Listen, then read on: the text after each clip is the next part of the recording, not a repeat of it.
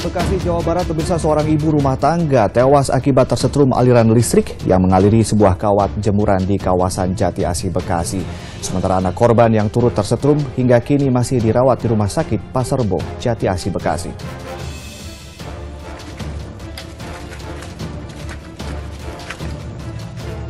Suasana duka mewarnai kediaman Nina Mutiara, korban tewas akibat tersetrum listrik di kawasan Jati Asih, Bekasi, Rabu kemarin. Peristiwa yang menewaskan Nina berawal ketika dirinya mendatangi rumah yang sedang direnovasi bersama Idris, suaminya, serta anak kedua mereka, Muhammad Akbar. Ketika itu Akbar yang baru berusia 13 tahun memegang sebuah kawat jemuran yang terikat pada tiang listrik.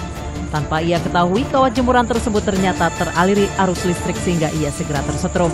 Melihat buah hatinya tersetrum, Idris kemudian berusaha menolong anaknya, namun ia pun turut tersetrum listrik. Upaya Nina menolong suami dan anaknya justru membuat mereka bertiga terpental. Akibat peristiwa ini, Nina tewas di lokasi kejadian, sementara Akbar segera dibawa ke rumah sakit untuk dirawat. Saya berdua, istri saya. Anak saya mau makan, saya ntar dulu naikin asbes dulu, saya kata gitu. Nggak tahu kenapa anak saya kejang-kejang. Saya pikir kali kepleset itu ini perutnya sakit, saya mau korok diangkat ya.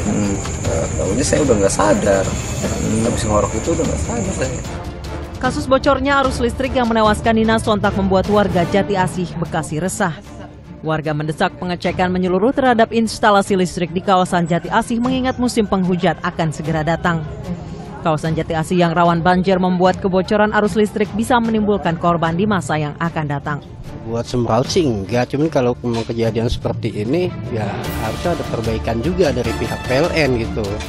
Karena memang kita kan nggak tahu sebagai warga, kok tiba-tiba ada aliran listrik yang bocor di kabelnya sehingga nyatu ke besi itu, tiang. Hingga kini anak korban Muhammad Akbar masih menjalani perawatan di Rumah Sakit Pasar Rebo, Jati Asih, Bekasi.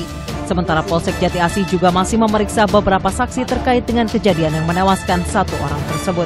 Kita tetap akan menelusuri dan akan menyelidiki apakah itu nanti kelalaian dari pihak PLN atau kelalaian dari pihak yang lain. Karena pada saat kita telusurin bahwa kabel tiang listrik itu ada yang terkelupas, di sini nanti akan kita selidiki.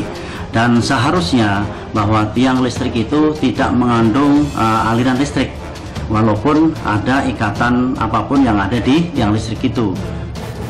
Tim Liputan Metro TV.